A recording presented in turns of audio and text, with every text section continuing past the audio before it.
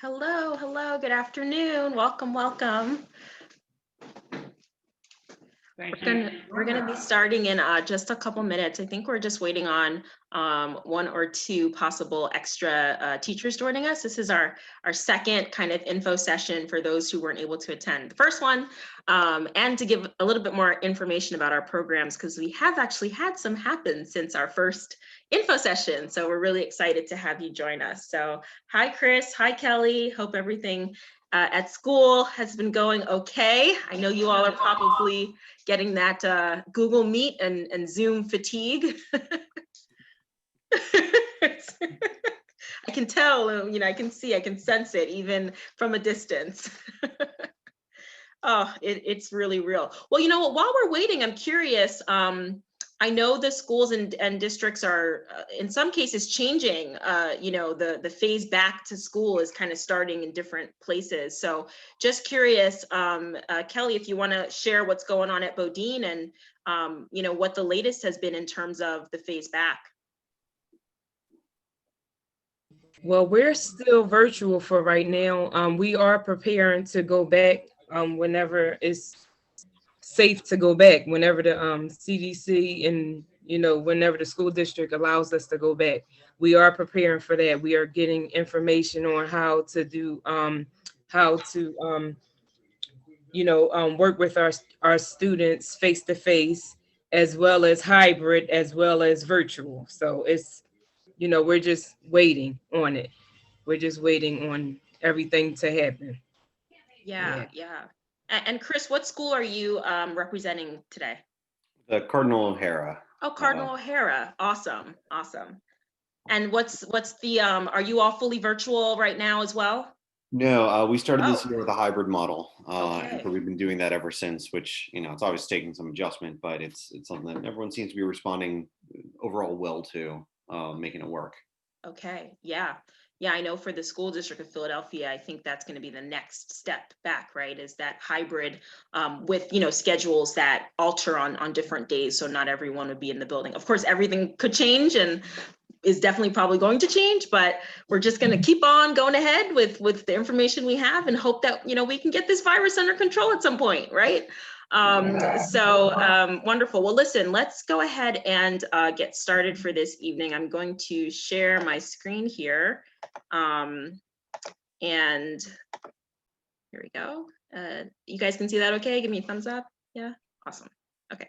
All right. So welcome to you both, and any teachers that might be joining us once we get started. We're really excited to just spend probably not a full hour, but just some time with you this evening to talk about our education programs for this year. Our team has been hard at work putting together these virtual programs, considering all of the variables with our schools that are virtual and hybrid and different schedules and breaks and everything. And we're just really excited to be able to continue to kind of do what we do in just a different way this year.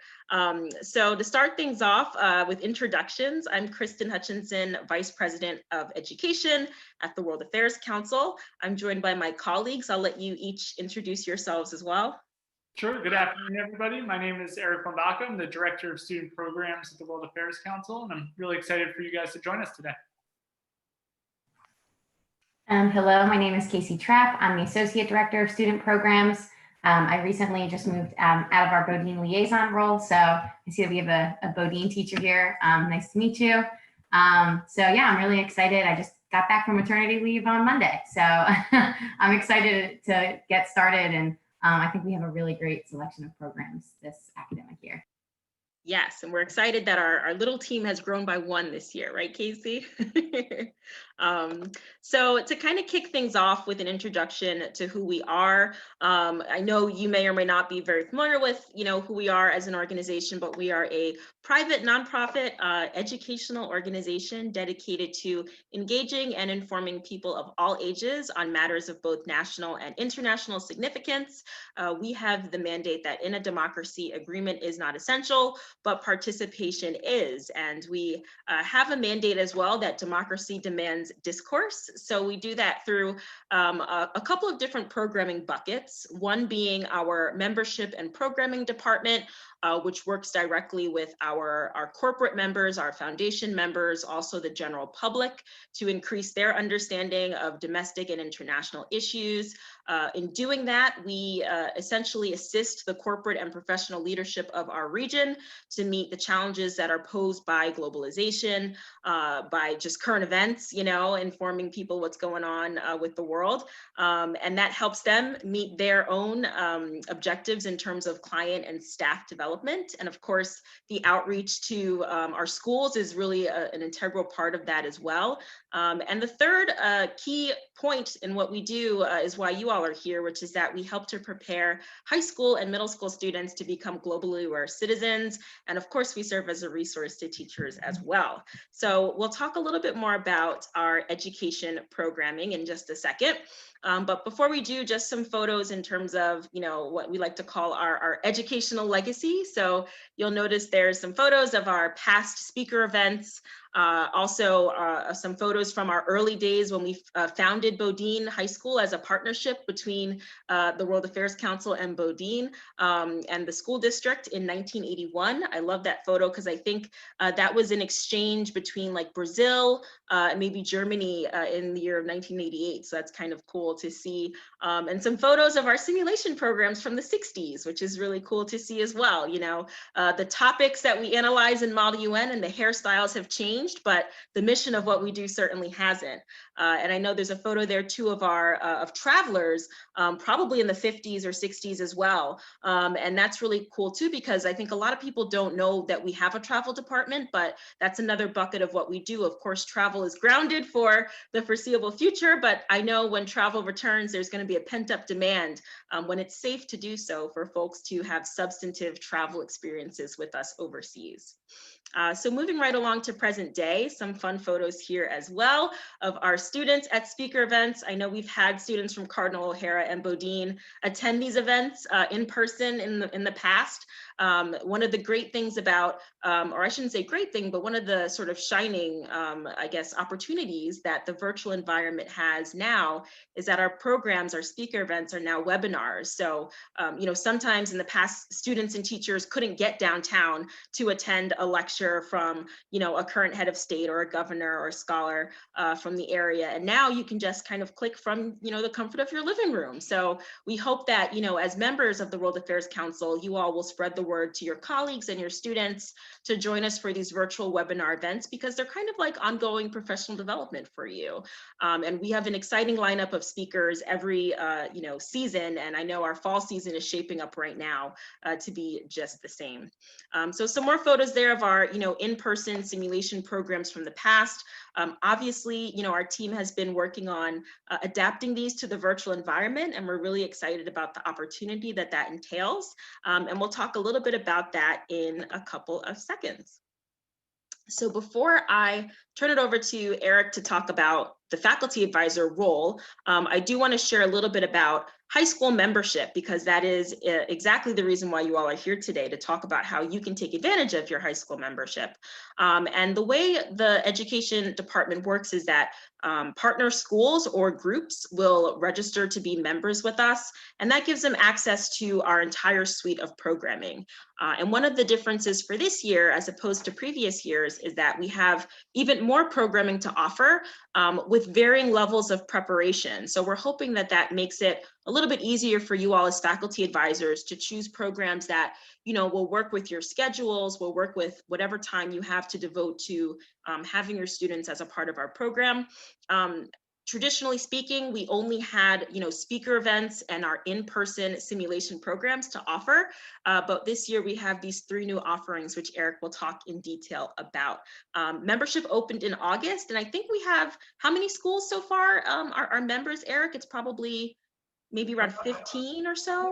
Yeah, I think it's right on 15. Yeah, about 15. And, that number is sure to grow. And we're seeing, an increased demand amongst homeschool groups and, learning pod groups as well. So that's kind of another exciting opportunity that this new kind of virtual environment is having right now. I will now turn it over to Eric to talk about the faculty advisor role. Of course, so the crucial relationship that we hold with schools is actually held with a faculty advisor.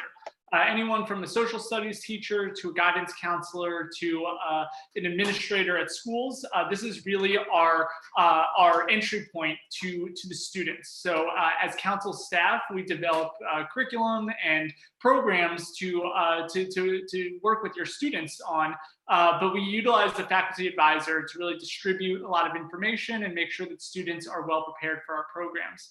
One of the really interesting and exciting aspects of our program is that we do bring together students from dozens of other schools, which allows students to connect with other students from various schools, whether that's in the city of Philadelphia or in the suburbs or as far away as New Jersey or even New York or Connecticut. But it does require a little bit more relationship between the World Affairs Council and the faculty advisor role, who then works with their students more directly.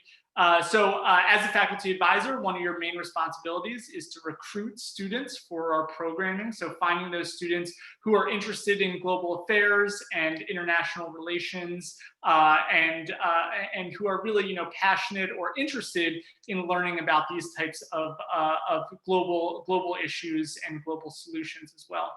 A lot of times our programs come in the form, a lot of times our faculty advisors will start a World Affairs club at their school to meet on a regular basis with their students. Now, scheduling this year is going to be a little bit trickier than in previous years, but we still encourage the use of a World Affairs club as a way to kind of meet with your students regularly, making sure that they're prepared for our programming, recruiting students, and other important aspects to this programming, including taking on leadership roles and other types of really valuable opportunities for your students. Just one quick note about the types of students that that we are interested in bringing to our program. Really, it's a huge swath of students that we want to bring to our programs. Everybody from the super passionate, super politically motivated and engaged students to those really quiet students that can utilize an opportunity to kind of develop their speaking or communication skills, or just kind of get out of their shell a little bit. Everything from, again, those highly motivated students to those students who just need a little bit of a bigger push to get them involved in extracurricular activities. We want to welcome every student into our programming if possible. So now I'm going to speak a little bit about our high school programming for the 2020-2021 academic year. That starts with our legacy simulation programs. The first of which is the International Student Summit, which occurs in early December of 2020. So this typically would involve the convening of hundreds of students on a college campus for an opening plenary, breakout sessions, really intricate discussions, debate, negotiation between students. What we're trying to do this year is, even though we're going to move to a virtual format, we still want to retain some of those really key skills and pieces that students would be engaging with. So trying to keep as much of that debate, dialogue, negotiation skills as much as possible for this year's program. We've titled this program Restarting the Global Economy Post-COVID-19. So we're looking for students to engage in pretty fundamental economic topics on how their country, their assigned country, is able to restart their economic relationships and economic standing throughout the world. So we think this is going to be a really important and timely topic, especially as it kind of pertains to the COVID-19 pandemic. But we also want to talk about issues of equity as well. So we're not only asking for kids to think about how to restart the global economy, but also kind of reset the global economy. How do we make it fair? How do we make it more equitable? How do we make it, make sure that, rising tide does lift all boats, not just in saying that, but actually meaning that as well. So that program, again, is for early December. We've rated this program as preparation level high. You can see that in the bottom left corner there. So there is this pretty substantial amount of preparation for this program. We're hoping that students can commit to a pretty significant amount of prep work in terms of, probably 2 to 3 hours minimum preparing for this program, assuming their roles, reading background materials, researching their country, their assigned country. And then it's a full day simulation. It'll be run from 9 a.m. to 1:30 on one of those 3 days. So that's a common question that we've gotten. We've labeled Tuesday, December 8th through Thursday, December 10th. Schools would only be assigned to one of those 3 days. That is so we can keep the number of students per day relatively low so that students can still have a really good educational experience and not, kind of be drowned out in a sea of voices. Registration for this program is due by Friday, October 23rd, which is this Friday. If you're interested, we could absolutely extend that deadline out a little bit if you need to recruit students. But right now we're trying to finalize our student numbers so that we can get some assignments out. If you really are interested, you could reach out to us directly and we can work with you on giving you a little bit of an extension there. Yeah, Kristen, you want to move on? Okay, great. So our next program, again, one of our simulation programs is the 2021 Global Economic Forum. This will be focusing on the issue of combating the climate emergency, so a climate change-based program. We're offering this program in March 2021, again, multiple dates, so as to decrease the number of students per day. Again, a high level of preparation for this program and a full day program from 9 a.m. to about 1:30 p.m. or so. This program, again, it's kind of farther out in the future, but this is a great opportunity for your students to engage in some pretty critical global issues and really jump into a topic, combating the climate emergency, which students find really fascinating and really spurs a lot of interest in students. Okay, so we're gonna introduce something that's relatively new this year. So there are 2 types of speaker events that we're offering this year. So the first is our speaker events, which are the webinars that our programs department actually puts on. So I'm gonna drop that link into the chat for you so you can follow along if you'd like.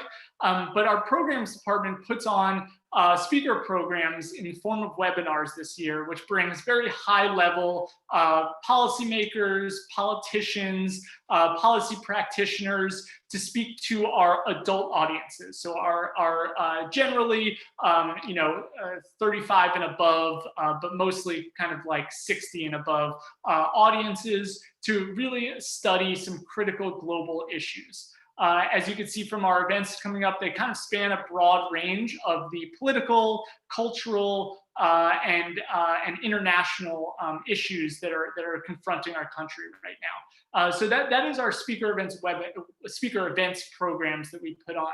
Now we saw that our students were engaging with these, but we wanted to make them even more accessible to our students. So the education department, the 3 of us, have put on our own education speaker series, which is more dedicated to high school students interacting with these key global issues. So we want to bring these issues to our students and the issues that resonate the most with our students.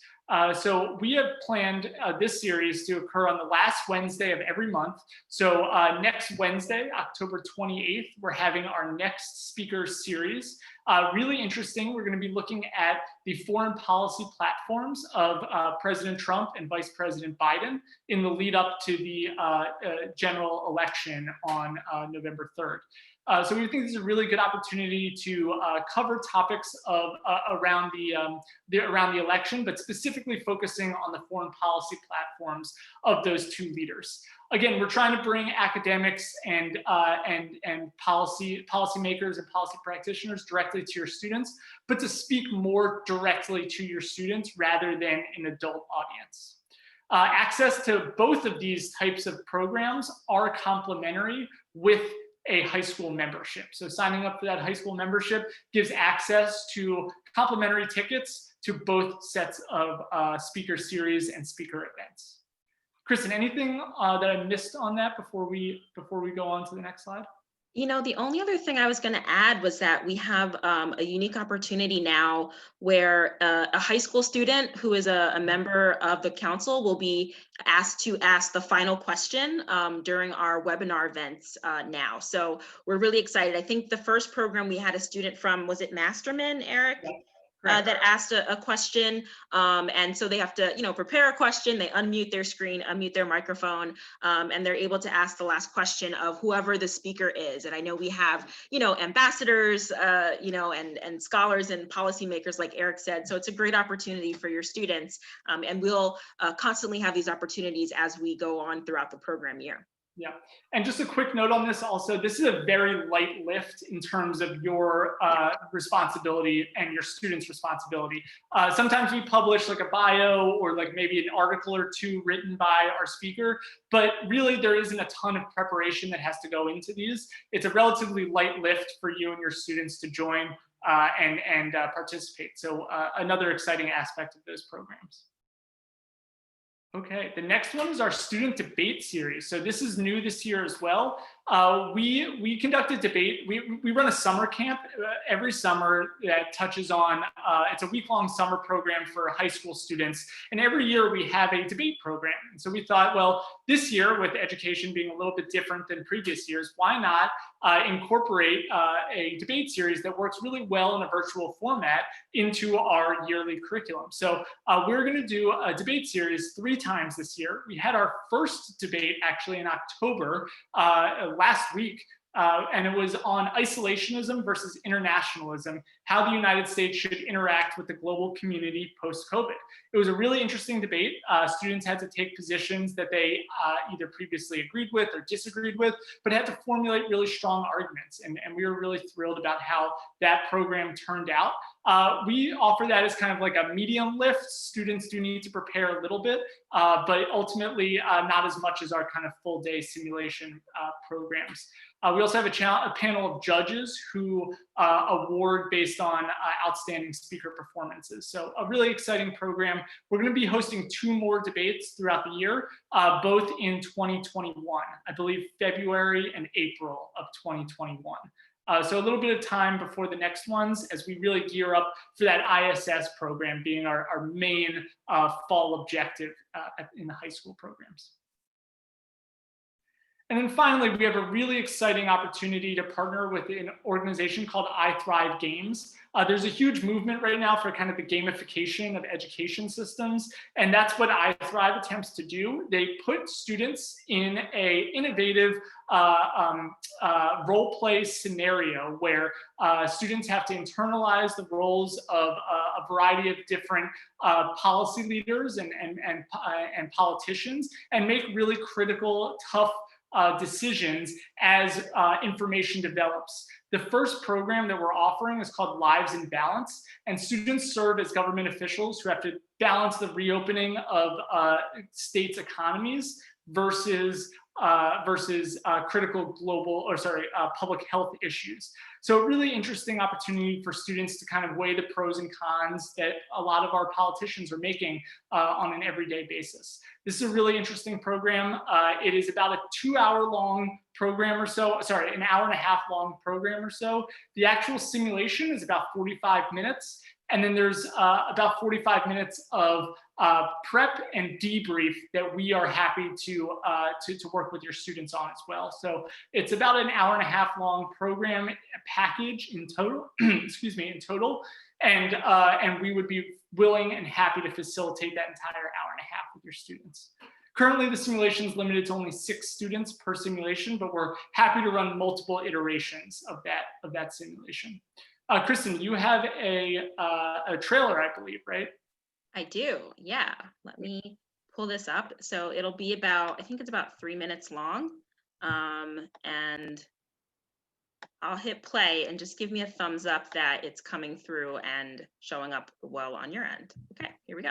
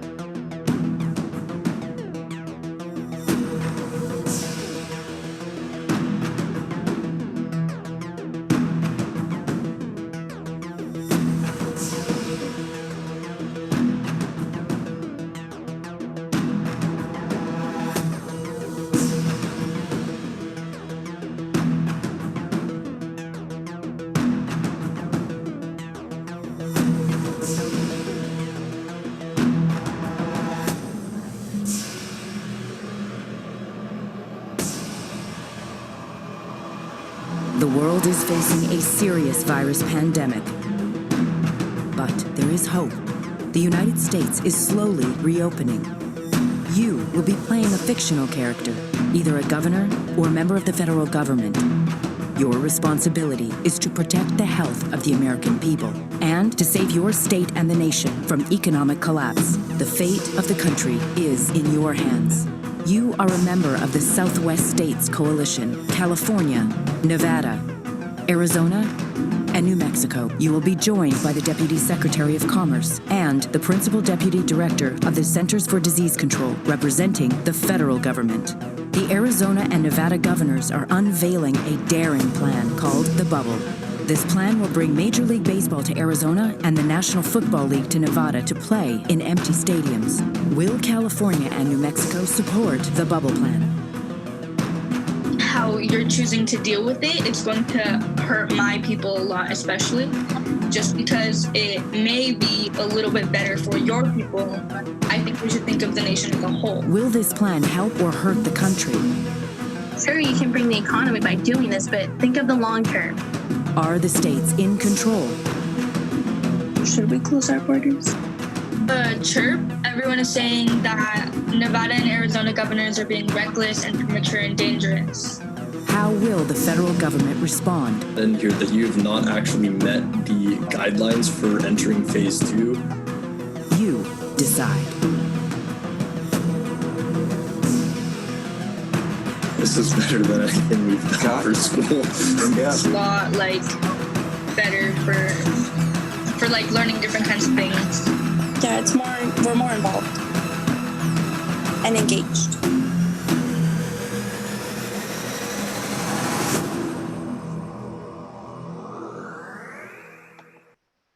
All right, that music is so intense. And it kind of mimics the intensity of the scenario also. It really does a good job putting your students in critical decision points. It's a great program. We've had the opportunity to run it as a staff a couple of times, and it's gone really successfully, even amongst our staff. So really excited about this offering this year. Those can be scheduled kind of on your own schedule. So if perhaps you have a World Affairs Club meeting on Thursdays from 3 to 5, we can work within your schedule to schedule your students for an iThrive simulation. We're very flexible in terms of our scheduling. Okay, so I guess that brings us to the end of our presentation, and we have some time to talk through some details and answer any questions that you all have about our programs.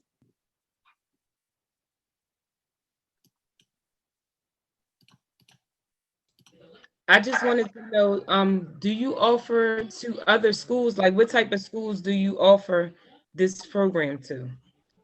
Besides like Bodine and, Yeah, so Go ahead, Eric. are you speaking specifically about iThrive or about the whole suite of programming? the whole programming. Yeah, so we offer it to, typically in a normal year, we would be kind of constrained by travel distance to Philadelphia. So it's mostly Philadelphia public schools, private schools, and suburban schools as well. But this year, because everything is virtual for this year, we are expanding that just a little bit.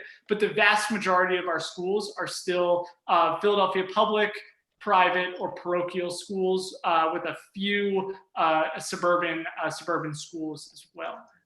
Kristen, anything else to add to that? No, that's absolutely accurate, Eric. One thing we have noticed this year is that we do have a couple of homeschool groups as well. I think a lot of parents especially are looking for engaging academic experiences for their students right now. So we do have a couple of homeschool groups as well, but Eric is correct. And, we have schools that have been partners with us for many, many, many years. I think the faculty advisors have changed over the years, obviously, when folks move on, but we're really excited that, we have such a high return rate of schools that have worked with us year after year. Cardinal O'Hara and Bodine are two schools that are a perfect example of that. And what about programs that partner with the school district? Like, for instance, like education groups? Oh, do we partner with education groups? It's a program called Education Works. I was just asking, do you partner with other programs outside of the school district? Oh, I understand your question, Kelly. Not traditionally speaking, because we have that faculty advisor relationship, right? So we work with usually a teacher who is connected to a school who can connect us to students. But this year we did actually get approached by, someone who's connected to the Boys and Girls Club of Atlantic City. And, she reached out to us and said, I work with students. I'm on the board of the Boys and Girls Club of Atlantic City. Can you connect me with students so I can, or can you connect your programs to my students so that they can participate? So I think this year we will see those connections, but I do think in the past we haven't traditionally had that relationship. Okay. Thank you. Yeah, of course. Any other questions that we can help answer?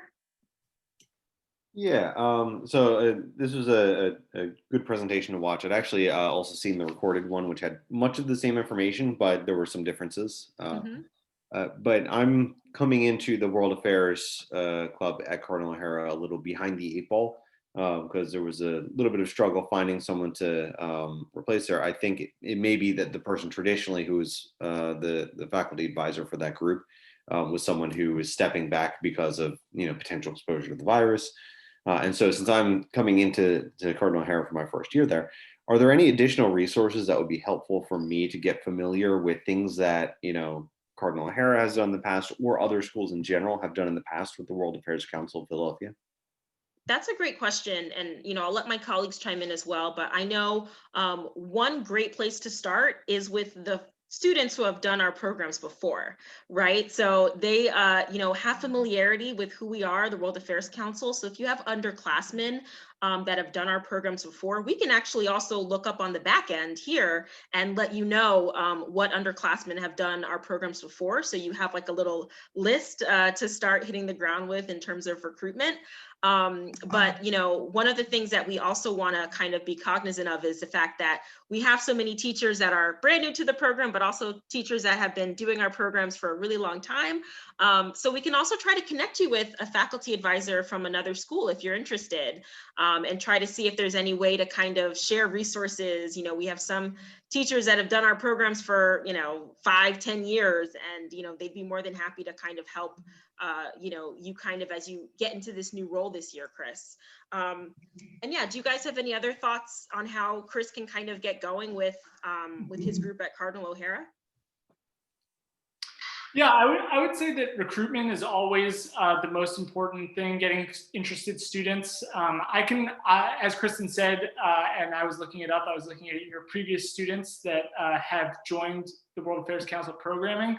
I'll forward you those names so you can have a place to start, but really starting with a kind of a solid group of students that you can bring to our programming. We don't really have a minimum in terms of the number of students you can bring. Generally, we like to say 2 is the minimum so that students are partnered at least together to work and research and prepare for our programming. But I would start really with some aggressive student outreach and recruiting campaigns to get them on board, and then bringing students to some of our lighter lift programs, especially those speaker programs. Perhaps the debate programs or an iThrive simulation might be an easier entry than trying to recruit students for a full day virtual simulation conference, which if you wanted to approach that, maybe you go for the spring one, the one on climate change, and really work this fall to kind of bring as many students into the fold as possible through our monthly speaker series or an iThrive simulation or something along those lines. Exactly. Yeah. And, some of our schools have a World Affairs Club. I know Bodine does, and they're in the process of reviving their World Affairs Club right now. But not all schools have the ability to have a club or have a club sponsor. So it just helps to have some communication with a targeted group of students, whether there's like a message board or, you know, something, Google Classroom, something you can use to kind of help get the word out. We're also available to do presentations like this to your students. So if you have a class or a group that you want us to meet with, just let us know. You know, we're happy to kind of virtually drop by and do a presentation, show the iThrive trailer, you know, anything to kind of get students interested and get them to see our programming and hear from us what are some of the benefits of joining and being part of the World Affairs Council team at your school could be helpful. Thank you. Yeah, it's helpful to hear that. There are a number of students who are already interested in joining the club, because despite the fact that we hadn't had a moderator lined up before I agreed to do the position, the existing club had put together, you know, like the poster board and whatnot, and I saw that there were you know, more than a dozen names on the sign up sheet already. Oh, wow, that's great. No information available from that. Nevertheless, there are a number of students who are simply interested in the subject matter. So I'm not concerned on that front. So definitely, like, the names of those who have participated before would be helpful. And then I'm getting the names of a few like veterans to the World Affairs Club at Cardinal O'Hara from some of the administration here. Awesome. So that can hopefully, you know, help with connecting me with those who are who may know what the club had done in the past. Exactly. Yeah, absolutely. They're kind of like mini faculty advisors. You know, they have the ability to kind of recruit their friends and, you know, especially those who have done our programs before, because they have that insight already as to, you know, what the experience is going to be like.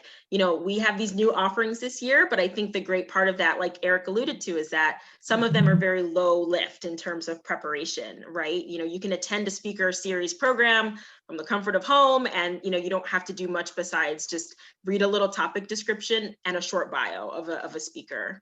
So yeah. Great. Yeah, that was a great question. Any other questions we can help answer? Any other thoughts or concerns? You know, another thing that we didn't really mention is we provide resources for all of these programs. So whether it is, you know, a bio for a speaker for an upcoming speaker program, all the way to, you know, iThrive has a set of curriculum aligned resources that we use for a pre-program discussion and a post-program discussion. We also have resources for our debate program. You know, we vet everything in-house and we create our own briefing papers, and, you know, we try to make it like our website is a one-stop shop. Once your students are signed up for our programs, they get assignments from us that we send to you to give to your students, but then we, you know, they have access to the resources once we share that information. So. Okay. Well, if you all don't have any other questions, this was really helpful. It was great to kind of get the chance to talk with you all and answer your questions and present our programs. You know, our very next program is next Wednesday. It is an education speaker series program, which Eric said. So if you're interested in having students participate in that, you know, let us know. Are you both on our e-blast? Do you get our communications sent to you? I don't think so. I don't think I am. Okay, Great. so I will update.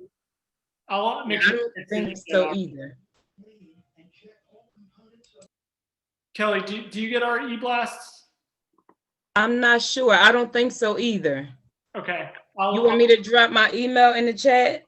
Yeah, if you don't mind. I have it on Okay. the registration form, but if you don't mind, I'll just copy and paste it from here and make sure that you both get our information.